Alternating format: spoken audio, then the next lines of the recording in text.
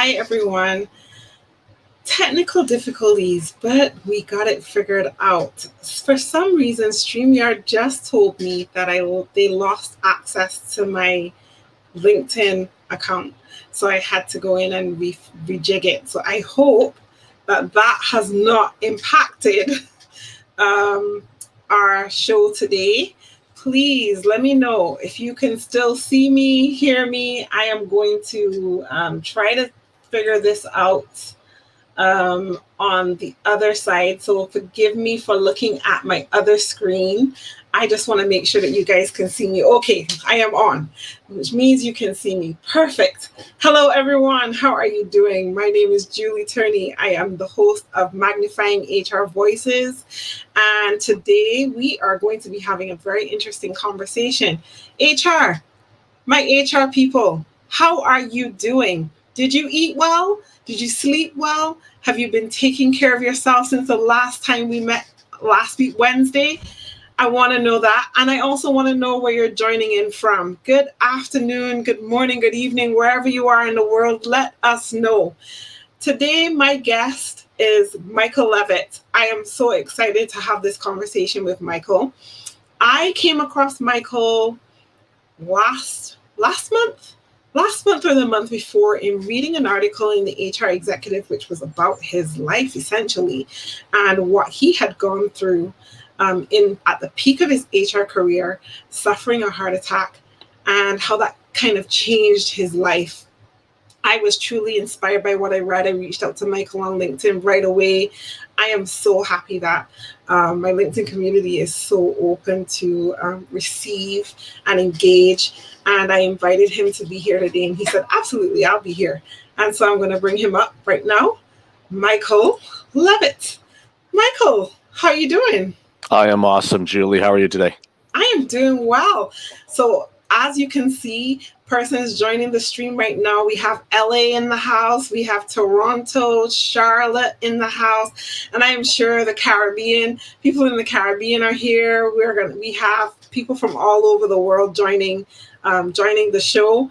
Today is a very interesting show, a very interesting question, something that I'm very passionate about, which is HR, are you burnout proof? You really are not, right? I am going to take this opportunity to jump off screen, give you a chance to introduce yourself to our audience, and then we'll kick off the conversation. Okay? Awesome. Thank you. And You're again, welcome. thank you for the opportunity to be here today. For those of you that don't know me, and I see Gurpreet is actually in here. Hello, how are you? It's been a while since we've chatted.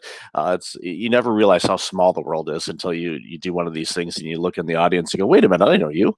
But anyway, Michael Levitt, I'm the founder and chief burnout officer. It's an interesting title, I'm sure that you think, for the Breakfast Leadership Network. It's an organization that I launched several years ago to address burnout. Because I saw burnout becoming a real problem in the world. And this was even before our pandemic. And unfortunately, COVID-19 has actually poured gasoline on a burning fire. I was initially wrong about that. I thought that everyone going home and working remotely would be maybe a little bit easier pace. But as you know, that has not been the case. Many of us are working more hours than we were before the pandemic, which is kind of the opposite direction that we should have been going into. But I'm seeing burnout in every sector, and every sector has HR in it. So you're at the center of the storm, and the key is to be able to see what burnout looks like in yourself and also with others. So looking forward to this conversation today. Awesome. Thank you so much, Michael, for doing that introduction for us.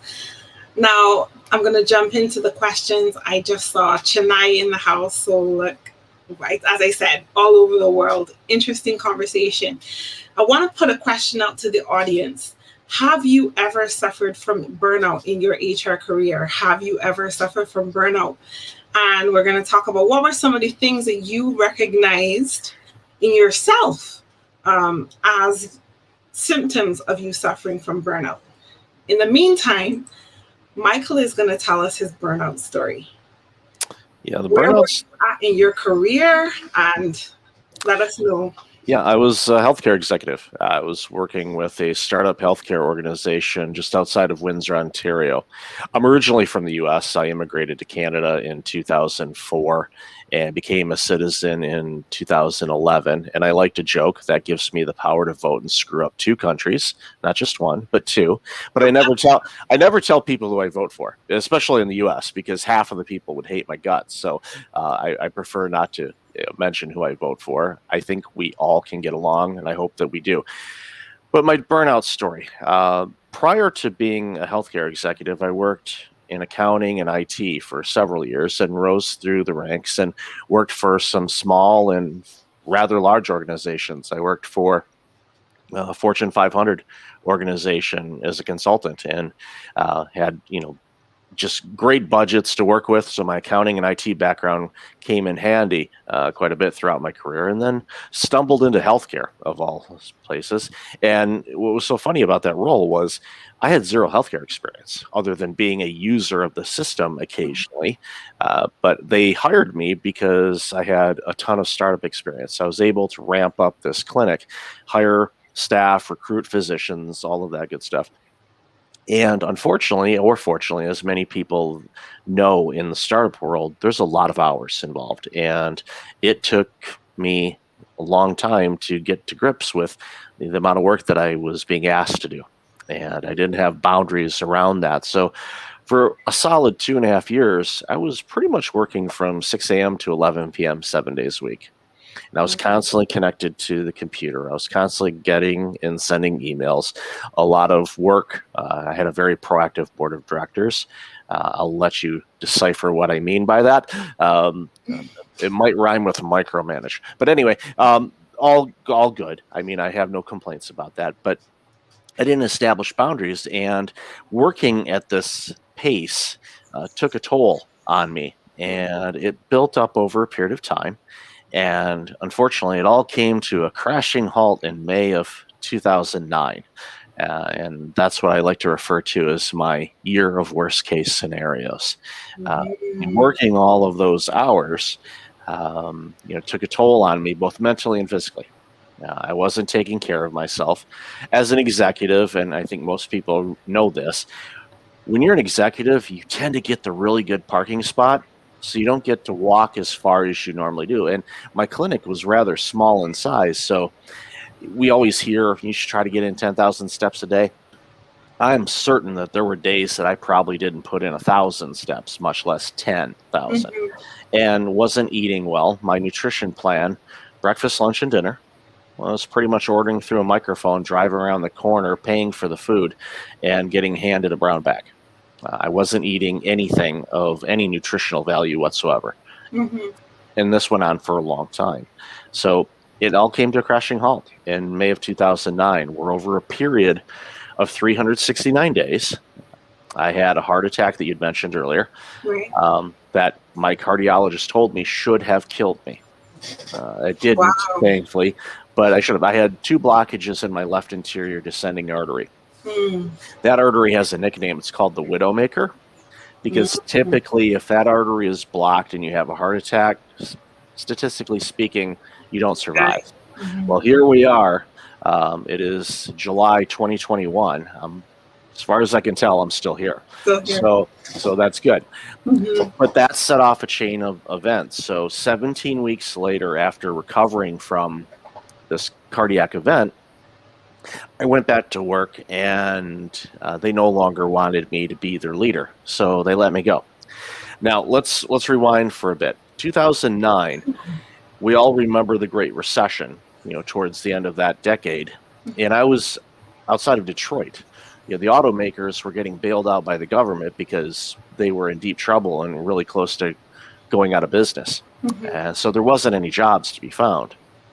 So here I am, fresh off a heart attack, 17 weeks later. Now I don't have a job in a depressed area that there isn't any new roles to be found. So it took me several months to find a new role, and I ended up finding a role in Toronto with a healthcare organization. So I went back into healthcare. My parents wanted to have me committed. They're like, "Are you crazy? You're going back into the field that nearly killed you." And I felt that I was going to approach things differently, and I did. But what happened once I got back up and started my new role, was renting a place temporarily in Toronto before I could move my family up. So they were still down in the Windsor area. And I was into my role about a couple of weeks, and then get a phone call from my oldest daughter, and she was 10 at the time. And she was crying, and I couldn't understand a thing she was saying. And then finally, I was able to get from her that the bank had come and repossessed her family vehicle. When you're unemployed for a long period of time, and everyone knows that's ever been through that, the EI or unemployment, depending on what part of the world you're from, does not pay you what you normally get. Your pay is significantly lower. So you have your bills, you have your mortgage, you have your car payment, but now I also had drug coverage, which I didn't have drug coverage. I had new medicines that I had to take that cost $1,000 a month. So needless to say, I had to make a choice: food and medicine to keep me alive, or car payment, or mortgage payment. Well, I made the choice that was the best, in a not so ideal situation, and the bank, rightfully so, took the car away. And then finally, about a month and a half later, we finally found a place to move to Toronto, moved everybody up. We forgot our bunk bed ladder for our daughter's bed. So I went back to the house because I was visiting friends the following weekend. And after my visit, I swung by the house to grab the ladder and anything else we may have forgotten when we moved. And there was a big padlock on the door and a sticker that said foreclosure. So in a year, heart attack that should have killed me, lost my job during the Great Recession, had my car repossessed, and then my home foreclosed, all in a year. Wow. Think about all of those things on their own. Pretty devastating. If any of those things happen to you, that would be pretty devastating. Okay, look, all of those happened to me in a year. And it was the greatest thing that could have ever happened to me. Whoa. And because it woke me up. It made me realize that there's only one person that's going to take care of me, and that is me. I have to prioritize my well-being, my self-care, my existence. Yes. My wellness is my priority, and it's priority one. Over my job, over my family, over friends, over obligations, over anything else. Before you take anything else. Hold a second. I just want you to say that again for the people in the back there. We got people here from all over the world. So there's people way, way, way in the back that didn't hear what you said. Say that again. You prioritize. You have to prioritize yourself first before anything or anyone else. Your family, your job, your obligations, everything. You have to take care of yourself first. If you don't, all those other things that you're trying to take care of and address, you're not going to be able to, or at least not be able to do it in the way that you want to. You have to be your best version of yourself in order for you to be able to do the best work that you need to do. Yep. And I find time and time again with people that are burned out, they're out of harmony. There's a lot of people out there that talk about work-life balance. Impossible. Doesn't exist. Try balancing an egg. Take an egg and set it on, and try to stand it up. Unless it's a defective egg or it's cracked at the bottom, it's going to go to the side, left or right, or fall or roll or something like that. You can't stand it up. It's the same thing with work-life balance. You cannot balance the two. You can harmonize, but there's so many other things in your life that get kicked to the curb when you're burned out. You don't take care of yourself. You stop doing things you enjoy. You start making mistakes at work. There's all other things that come up.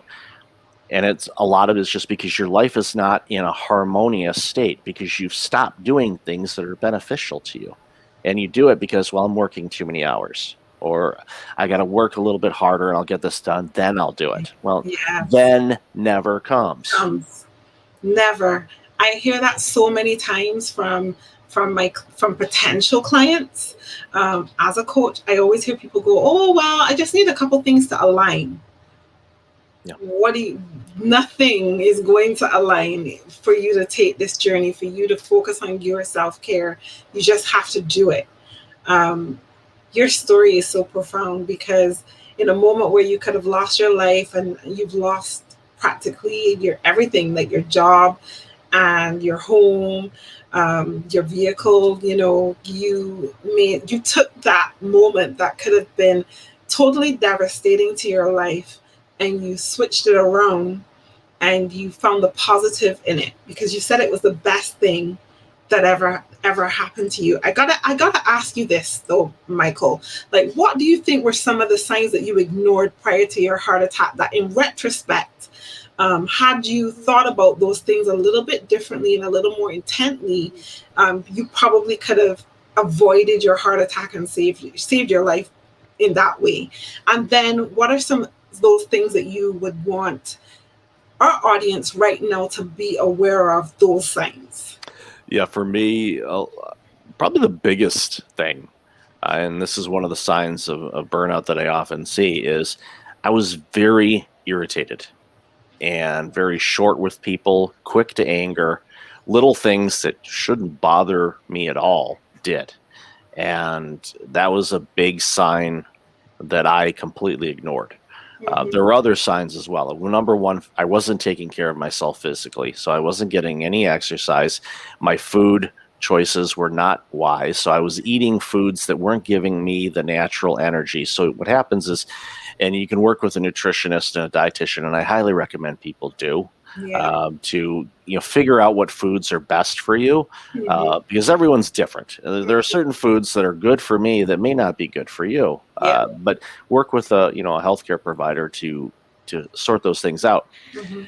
But the food that I was eating is definitely not nutritious. It wasn't giving me the right energy that I needed. So what I would need to do is compensate by either drinking coffee in the afternoon, or maybe, and I know some people, especially during this pandemic, the alcohol consumption has skyrocketed, Yeah. which is to mask the pain type of thing. Mm. I wasn't doing that, thankfully, because and both sides of my family, there's a history of alcoholism. So thankfully, I didn't go down that path. Okay. But no physical activity to speak of, not eating well. My sleep was garbage. I wasn't sleeping well, which is a huge problem, because if you're not sleeping, your body doesn't have an opportunity to rest and repair the damage that we do to ourselves on a daily basis. So if that is prolonged, you have to watch out for that as well. And for me too, one of the reasons why I was no longer allowed to work where I was working is I made some mistakes Mm. along the way, and those were mistakes that the organization felt were significant enough to make a change in the direction of where they wanted the organization to go. Mm-hmm. So those are some common things, and a big one too is when you are working so hard and you're burned out, you're fatigued, you're walking around in a fog in a way. You don't have clarity. Yeah. You're not feeling well. And your energy just isn't there. Now, a common question that I get, Mm-hmm. and there's still a lot of studies going on about this, Mm-hmm. is when I describe some of these feelings and experiences, a lot of people will look and say, that actually sounds like depression. Mm. Depression and burnout have a lot of similarities. Similarities, they do. The big difference, though, Mm-hmm. is when you are clinically depressed, you typically are unable to function. You're unable to get out of bed. You're Yeah. unable to do things in life and all of that. When you're burned out, you muster up the energy to be able to do things. You're Mm-hmm. wiped out, but you keep Keep grinding, thinking. it. It's like you're in the desert and you're looking for that water, and you keep going in a circle and you're hitting the same piles of sand. You're not going to find the water, Right. because you're spinning, and that's a lot what happens when people are burning out. It's a lot like being on a hamster wheel. But the key thing to remember is you can actually get off of that wheel, and you can make some adjustments in your life that can stop the burnout. Mm-hmm. Definitely. I have to agree with you on so many levels when it comes to diet, exercise, and eating well. These things are really important, and I always recommend to people, like, even as a coach, I have coaches. I have a wellness coach, I have a personal trainer, I have a business coach. Like, I have all of these things because I know, left to my own devices, I could go down so I could spiral and be unhealthy and not do the things that I need to do in order to continue to do the stuff that I do. And I really think that these things are important. So I'm so glad that you said that. I also think that in terms of exercise, as you get older, exercise changes for different people. Like Right. what our body needs in our 40s, it doesn't need in our 20s, right? So, or what it needed in our 20s, it doesn't need in our 40s, and the impact is different. So I think all of these things are really important as well. But those signs, I mean, I definitely can relate, having experienced burnout twice in my life. I can definitely relate to a lot of what you said. I see here Sheba joins us from Turks and Caicos, and she said that last year she was snapping at her children. She had anxiety, waking up tired, insomnia, and she said she took 3 weeks to take care of herself. And here's a question, because and I know it's not here, but it's not in our deck of questions, but it is an important question. Thank you so much, Sheba, for your contribution. And if there's anyone else in the audience that wants to share their burnout experience or their burnout story, please tell us so we can have a conversation about it. So, like in Sheba's case, where she's saying, she took 3 weeks to take care of herself. What are some of the misconceptions that people have about recovering from burnout? I think a big part of it is that they think, okay, I'm going to take 3 weeks off and then I'm going to go back to work and everything will be better. One of the reasons why a lot of people are afraid to take time off is, unfortunately, in most organizations, not all, but most that I've seen, they're not properly staffed. And there's reasons, resources, funding, income, all of that. I get it. My first career was accounting. Believe me, I know the P&L statement. I understand the reason behind it. So a lot of people are afraid to take vacation because they're overwhelmed already, and they take 2 weeks off and they come back, and guess what? They still have the big pile of work that they had before they left, and all of a sudden they had 2 weeks of additional work that was piled on that wasn't filtered through. So all of a sudden they come back from vacation and they get overwhelmed with the amount of work that they need to do. And that's a huge problem that organizations need to figure out how to address. And it's not an easy solution, but it's definitely something that's there. That's a common thing I see a lot, is especially when people not taking time off. But you need to take time off. And unfortunately, or fortunately, depending on how you look at it, technology is a great thing. The laptop computers, smartphones are awesome because they allow you to work from anywhere at any time, but they have a negative side effect.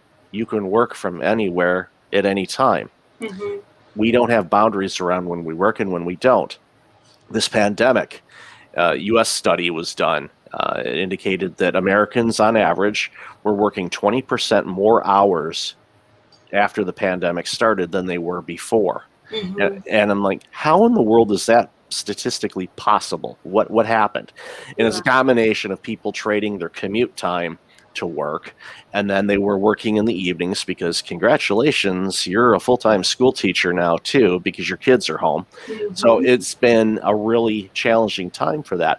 So Absolutely. a lot of so that's one. The other thing too is, and I kind of mentioned this earlier, burnout is one of those things where you can stop it, but what you have to do is you have to take a step back, take a deep breath, and start looking at how you spend your time and how it's allocated. So many of us do not track our time at all. So we might a little bit here and there, but we don't track how we spend our time.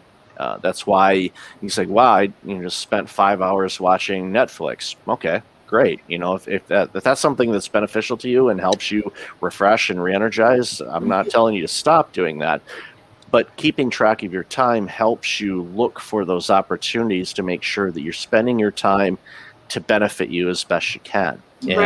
And too often we just aimlessly go through life. We don't track our time. And that's why we can't find time to do the things that are really beneficial to us.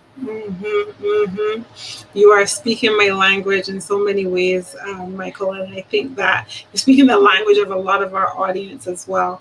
I see Maisha Gilbert has just added a comment in her burnout experience where she says that she cried to get ready for work. knowing that she was going to a job where she was feeling overwhelmed. Yeah, that happens, and we're seeing. And if you've read any articles from the Wall Street Journal, and I know some other publications have been talking about it too, Mhm. they're referring to this period of time as the Great Resignation. Yep. Because in April, the number of resignations was at like a 2-decade high. Yep. And the reason was for a few things. You could argue, and I don't want to make this a political commentary by any stretch, but there was an element of the government was still providing support for people, because of Mhm. the pandemic and all of Yeah. that, and they were making enough money to live off of that instead of going back to work. Hmm.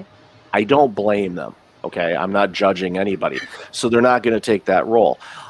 The other thing too is other opportunities came about. We're seeing it in the retail sector and the restaurant sector, where Yeah. those are not easy jobs Mhm. because unfortunately, customers can be real jerks and treat people improperly in the service industry. And a Mhm. lot of people are going, I don't want to put through myself through that abuse anymore. Yeah. I don't want to cry before I go to work. So, and if you're crying because you're going to work, that is not a healthy environment for you. At all. It just isn't. And I understand why people do it because they've got obligations. They've got a mortgage payment. They got a car payment. They got to put their kids through school. I know all the excuses. Hmm. I live them. I know Yes. what they are. Yeah. But then you end up losing everything and almost losing your life. Your And you life go, itself. okay, was that actually worth it? Hmm. Um, Losing a house is not fun. Okay, I'm not saying, hey, everybody, let go taste some foreclosure. It's fun. No, it's not. It's defeating in a way, and you feel bad and you judge yourself, and that's the last thing you should do because you didn't set out to. Okay, you know what? I'm just gonna get my house foreclosed. That was not on my bucket list of things to do, Hmm. but it happened, Yeah. and I learned from it and recognized, okay, what do I need to do differently? You Hmm. know, and made sure that, I prioritized myself, make sure that I, took roles that I could have boundaries in Yeah. and say, this is when I work, this is when I don't, and stick to them. And that's what we're seeing right now is a lot of people are going, I'm not working those hours anymore. And the employers are going, well, we need you to. And we're like, no, I'm Yeah. not going to. Hmm. Why? We're seeing in the States, you know, fast food restaurants are paying thousands of dollars in bonuses. Yep. There's one, I forget what chain it was. They're now offering benefits at the Uh, restaurant to employees. I saw McDonald's is Yeah. doing something for burger flippers as well. Yep. So I'm seeing lots of different things happening. Yeah, which is good to provide an environment for people that they can benefit because the thing is, and there was a study in Toronto. There's an organization called Mars, and it's a research center, and they get funded from all kinds of different entities, and they do a lot of research. And they did a study, and this was about 3 years ago, but it Mhm. was talking about the year 2030, and they indicated by the year 2030. Now the pandemic may have fast forwarded this a little bit, or it may have delayed something. I'm not sure how it'll end up, Right. but the study indicated that by 2030, 25% of the jobs that exist today will no longer exist. Yes. Hmm. And it's not because of a Great Depression again or economic turmoil or things like that. Automation, shifts in how we do things are just going to change. And those jobs won't exist. I can think of some of the examples. A clerk at a grocery store that rings up your groceries. Amazon already has the technology. You Hmm. you walk in, you scan your card, you load the stuff in the cart, you leave. Yep. Now, I know some people might do that. It's called illegal, but eventually it won't be illegal. But that's what they're doing. Hmm. Same thing, because I do some angel investing and whatnot. And there's a company that has robotic burger flippers. So literally, it's the kitchen has these robots that flip burgers. It's not a human being. So you're going to see potentially if they can do these robots to do other things, you could have an entire kitchen of robotics making your food. And you Yeah. basically have a couple people in there to make sure that things are, properly stocked and all of that kind of good stuff. So those are jobs that won't exist anymore. So what's Yeah. happening is people are looking to do other things, which can be stressful. And that's, and I know we're kind of going off on a tangent here a little bit, but a concern of mine that I have, and Yeah. this is HR related, is the whole hybrid versus in office versus working remotely conundrum. It's a good way. Conundrum's a polite way of saying something else, because it's going to be bumpy, because some organizations are dead set against any type of work other than we want you in the office. There are people that are like, no, let's go remote. We canceled our lease. We don't have a place to go to anymore. And then there's some that's going to be in a mix. Yeah. That's stressful to Very. employees. That's stressful to HR. That's Yeah. stressful to management, because you're like, okay, where is everybody? So it's, and there are employees that absolutely love, because I see all the surveys and I answer every one that I can get to on LinkedIn that ask, what's your preference? Yes. You want to work remotely all the time? Do you want to be in the office all the time? Or you want hybrid? You want to be a bit of both. Yeah.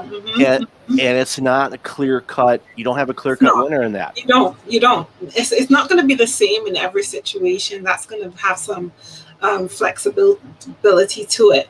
But I just want to bring us back on track with our conversation, because I think that all of these things are really important. And I think as we think about the future of work and what that looks like for HR professionals, I think when you talked about the survey about the Great Resignation, one thing that really touched me is I recently saw a survey that was done, and one of my friends put it, Ricklin Woods, I think, put it on LinkedIn, where they were saying that within this great resignation that is happening, it's also happening in the HR space. And we're seeing an increase in HR positions happening, being open, being vacant across organizations globally, because HR professionals are employees too.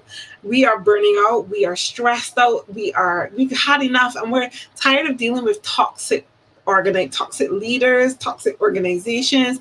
I think Shariah is making a really good point here.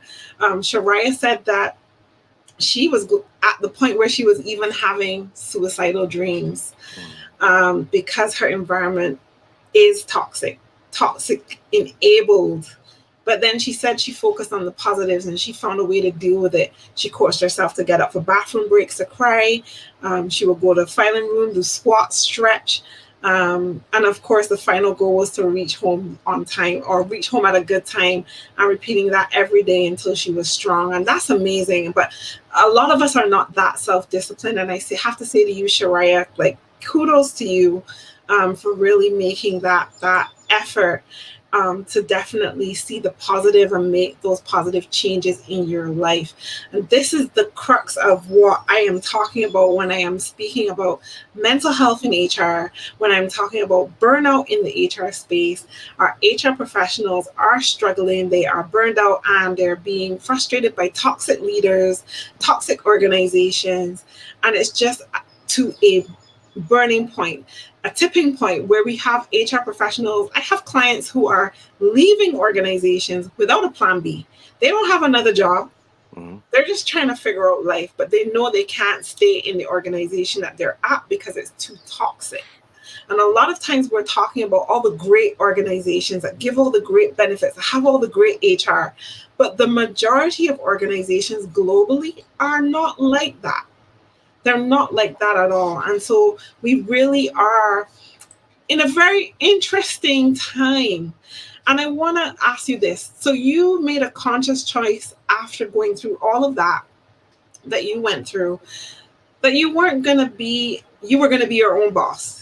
Right. You were going to take matters into your own hand and lead yourself and create your own organization. So when did you decide to walk away from the corporate world? When did you decide it? What did you decide to do? Yeah, because after I recovered from my cardiac event and in my wonderful year of worst case scenarios, I went back into the healthcare sector and nonprofit, and I did it for a few years. And when I started recognizing that there was a lot of people burning out. At first I thought, okay, it's a healthcare problem, which it is. It's your mental and physical health is definitely a problem with burnout. But as far as sectors were concerned, I was seeing it everywhere, not just healthcare, but law, education, construction, retail, you name it, every industry. If you Google a name of a sector plus burnout, you will find all kinds of articles on it, Yes. Yeah. because it's everywhere. And as you hit it right on the head, there's a lot of poorly ran organizations out there. And I think one of the big things that society needs to do, and one of my favorite quotes is from former Detroit Pistons basketball coach Chuck Daly. Mm-hmm. And this quote is, "A pessimist is an optimist with experience." And he talked about that because, he came up with that quote after the team beat another team by like 40 points. And he was just grumpy about how they played and all that. And the reporter said, "Wait a minute, you beat them by 40 points. At one point you were up 52 points. Why are you, so pessimistic?" And he said, "Pessimist is an optimist with experience," because he knew that team, the next game could just, be lousy because, like, look, we beat that team by so many points, and then they get their butt kicked. So he's like, no, don't let up. But society needs to hold companies accountable as consumers. If we find, and we're seeing that a little bit in social media on certain things, and society is holding some of these companies accountable. Now, it may not be on their work environment, but it may be on their particular position regarding something political. Okay, that's fine. I would like to see it more of, okay, we know that this organization treats their employees bad, and it's a big one. Yeah. And all of a sudden, there's pressure, and it hits their bottom line as far as if they're publicly traded, hits their stock. All of a sudden, stock starts dropping, and all of a sudden, the board of directors and shareholders are going, "You got to fix this." Yeah. And that's usually when you'll see, something short term where the executive team will get, swept out, and the board takes over until they can bring in somebody, and hopefully they do it. But there's a lot of companies on this planet, and that's not something that could easily be done. Right. But, what the one individual had said, in their coping mechanisms, and saying, okay, I'm going to go to the bathroom and cry. Again, it's horrible that you have to cry to deal with things, but, it's on the flip side of it. If it's a release and it makes you feel lighter, then let it go. Then grab the tissues and go at it.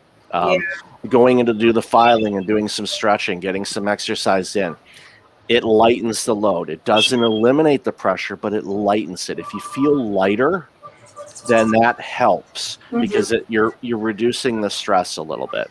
And if you can do that, and I think the last point too is they made it a goal. It's like, I'm leaving work at this time. I don't care if my work is done or not. I'm going home. Yeah. And that's critical. It is. Because there's too many people just work and work and work, and guess what? They go back to the next morning, guess what? They just work and work and work. You're never going to get your work done. Yeah. Which is actually a good thing. And I know that everybody's going to be like, what do you mean it's a good thing? It's a good thing because not that job security actually exists in this world, but it does help keep you employed. If you have work to do, then you do it. And sometimes that work is overwhelming and you can't get it all done. And what you can do is you go to your manager and you say, okay, here's all the things that I'm working on. What's the top priority?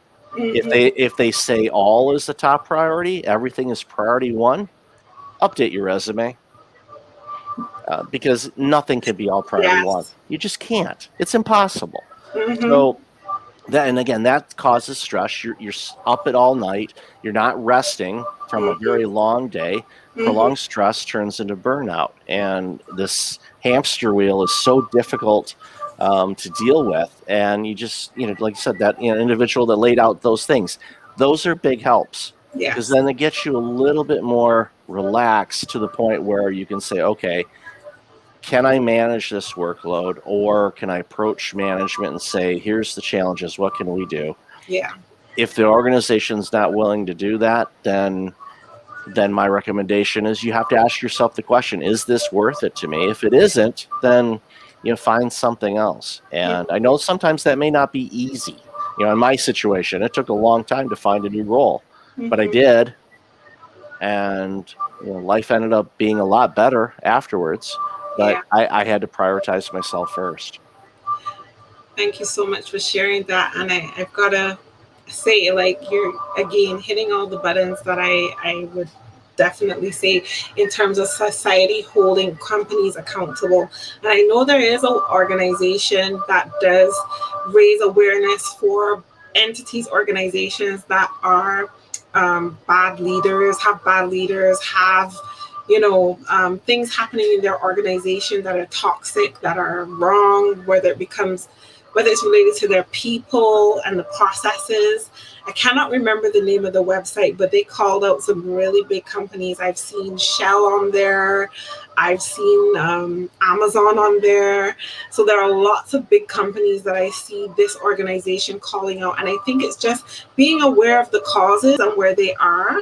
And then, being a part of those things. But I definitely agree with that. But I think also too, again, going back to the great resignation and HR professionals being a part of that I think that also in itself is a wake-up call for organizations to, and people, employees to recognize, hey, wait, if the HR people are leaving, you know, maybe something isn't quite right here and we need to think about that differently. So I think that also is something, a factor that we also need to take into consideration. So now you're living your best life. Living um, the dream. Yes. living the dream, living your best life. Tell us about your leadership breakfast network. Tell us about your book Burnout Proof, Mhm. and why you wrote the book and Yeah. what Leadership Breakfast Network does. Yeah, the Breakfast Leadership Network it works with organizations. I first started off with Fortune 500, but I work with all sizes of organizations and their teams to create an environment that is burnout proof. And that it may be easier said than done, but it's achievable. Mm-hmm. Worked with and again working with every sector, and this is where my accounting background really came in handy. It was because in my first part of my career, I was doing audits. So the firm that I worked with, we had every type of client imaginable, Yeah. big corporations to small, 2-person shops type of thing. So I got familiar with pretty much every industry and working Mm-hmm. in that field. So the work that I do today, I go in there and I can speak their language and they say, wait a minute, you've never worked in this sector. How do you understand that? It's like, well, I used to be an auditor, so I know the ins and outs of most businesses. So I know the challenges that are unique to you. Mm-hmm. There are common issues. But this organization I formed because I first started working with executives and then I realized, wait a minute, their teams are burned out too. So I adapted and started working with teams, and HR, of course, is front and center on that because you're the center of the universe. I know you sometimes you may say that tongue in cheek, but it's actually true because True. you're representing the organization, you're protecting the organization, you're also protecting the employees, making sure that they have everything that they need in order to be productive, healthy, well, which of course results in great products and services that as consumers we all enjoy using. So that was an element of it. I also have my own show, the Breakfast Leadership Show, that's been on the air for a little over 4 years now. I interview global thought leaders across the globe. And it's amazing some of the people that I've been able to speak to, from Harvard professors to NASA astronauts to conductors of the New York Philharmonic Symphony Orchestra Yeah. to mom and pop people and new entrepreneurs that are just trying to figure it out. And it's the conversations, and this, when you do things like this, you get to talk with some amazing people. People. Mm-hmm. The book Burnout Proof, Yes. ironic, because that book I started writing before the book that I released before, which was 369 Days, How to Survive a Year of Worst Case Scenarios. I actually started writing Burnout Proof before I wrote basically my memoir of what happened that year. Right. And 369 came out in 2017. Mm-hmm. Burnout Proof came out this year. Yeah. So it was actually started before, but I thought, as I was working on it, I'm like, you know what? I need to write my story. So I wrote 369 as for twofold. One, to give people, be real vulnerable, because it's not easy to publicly say, hey, guess what happened to me? Mm-hmm. Most people would not be comfortable saying that in a public forum. Well, Nope. as many number of shows that I've been on and stages that I've been on across the globe, there's a lot of people that know about it. So I understand it's vulnerable, but it's given with a purpose. Mm-hmm. It's like, look, if you don't do something, you could end up having your own year of worst case scenarios, which I don't want for anybody. But No. also, if you have gone through that or you are going through that, you can come out of it better than you were Mm-hmm. before. But Mm-hmm. there's things you need to do. And that's where burnout proof comes in. Burnout proof, I talk about, what burnout is, what are the signs, what are things you can do. And it's a quick read, and that's intentional, because Mm-hmm. I find most books that are anywhere over 150 pages or 200 pages, statistically speaking, most people don't finish those books. Right. Any books that are really long, the only reason they finish them is if they're fiction. Then, of course, it's Mm-hmm. a story and they're reading it. But nonfiction, leadership, or self-care books and things like that, people start and then they put it down. Yeah. Mine, I wanted people to go through it. And kind of the premise of the book and the core of it is the word burnout. Each letter of that word represents something. So B is Mm-hmm. for boundaries, U is for unhappy, R is for rhythm, N is for neglect, O is for offside, for sporting thing. The second U is for upheaval, and T is for time. And Mm-hmm. each section of that goes through B for boundaries. What are boundaries? What should you do in your life and all of Yes. that? And so I wrote the book with that flavor because I felt it would be easier for people to remember that and go, okay, of those things, the burnout, burnout, Mm-hmm. are there any areas in there that you're not dealing with properly? Mm-hmm. And if you deal with every one of those areas properly, you reduce stress. And Yeah. you can, without prolonged stress, you can't burn out. Burnout needs prolonged stress. Yes. Mm-hmm. No stress or reduced stress, you won't burn out. Right. That is a great.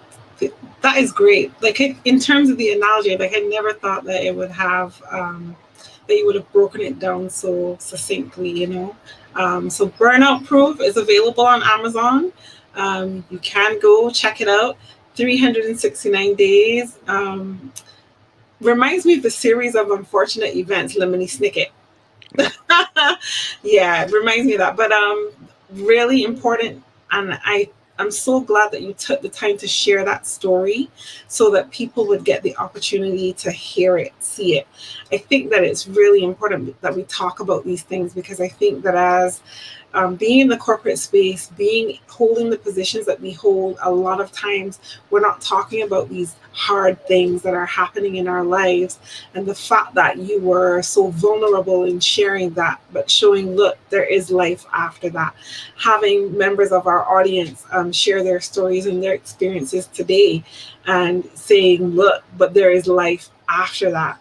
I think is truly amazing. And so thank you so much for sharing that.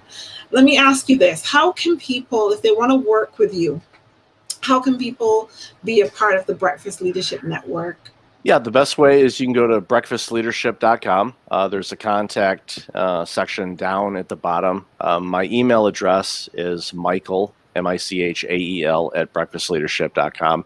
And I'm also on LinkedIn and most of the social media channels, but I tend to be most active on LinkedIn. I share some things on Instagram and all that, but as far as my engagement, LinkedIn tends to be where I engage with Yeah. most professionals, and it's so that's the best way to find me. I'd be more than happy to have a conversation to help your team or pick your, you can pick my brain on some things, whatever the case may be. More than happy to help in any way that I can. Awesome. Thank you so much for sharing that. And if you could, when go to the comments and just add, I'll add some of those links for you. But if you can add your email address, that would be great. Sure.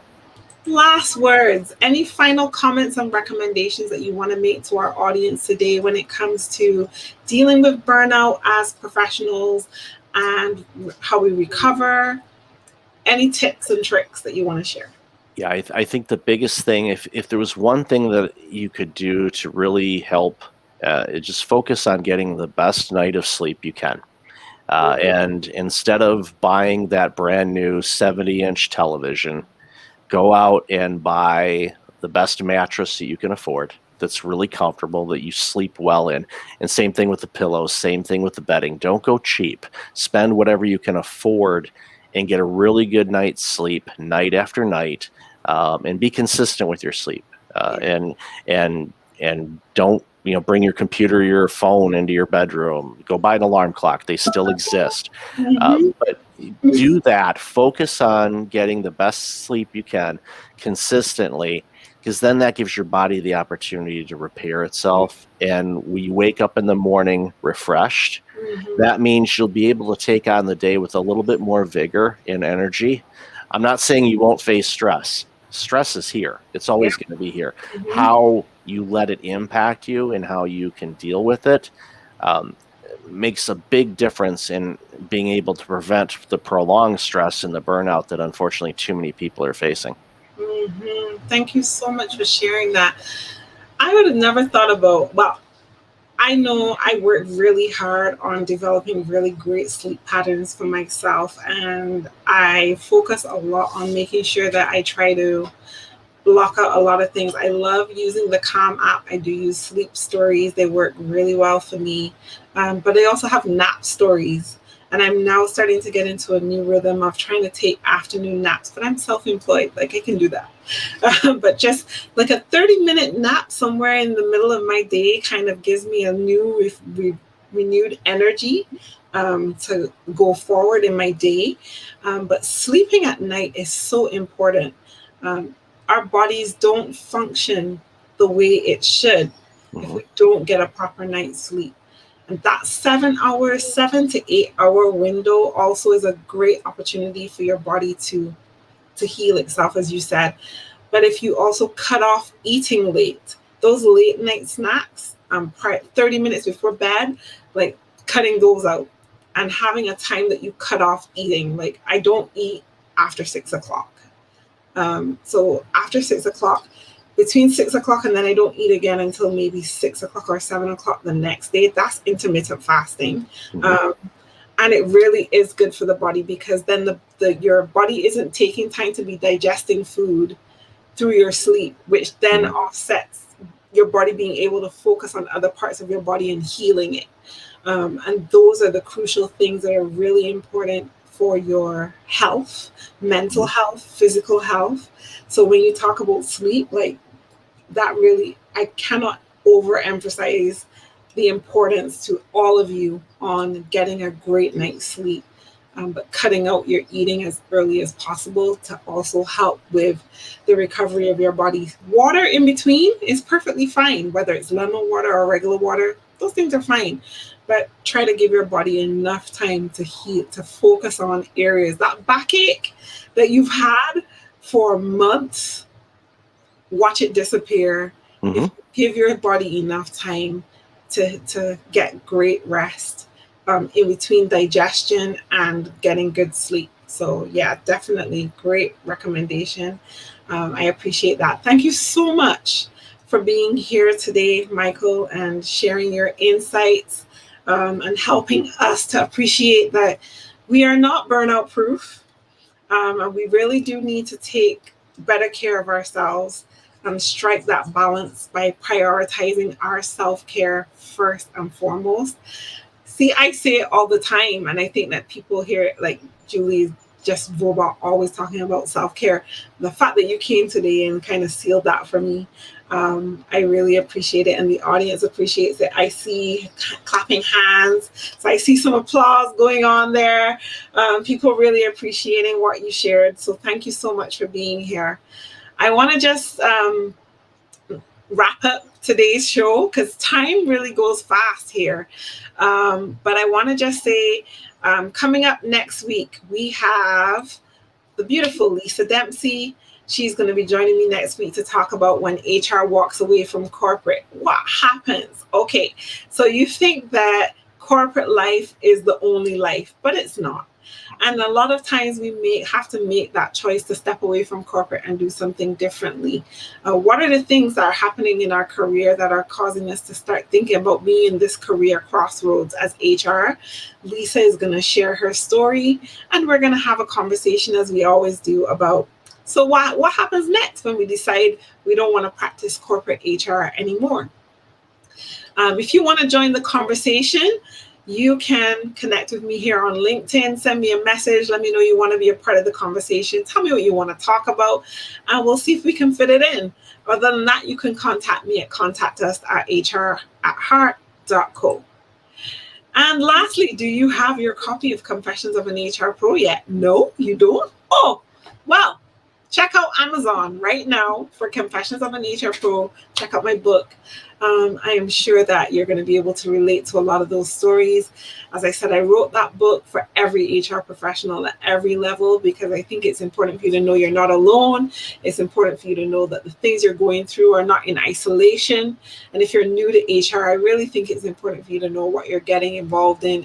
It's not an easy profession. It's not for the faint of heart. And as the world of work changes, we are going to continue to need to progress and change with it as well. So, with that being said, I want to thank you all so much for being here today. And that concludes Magnifying HR Voices. I will see you next week, as I said, when my guest is Lisa Dempsey.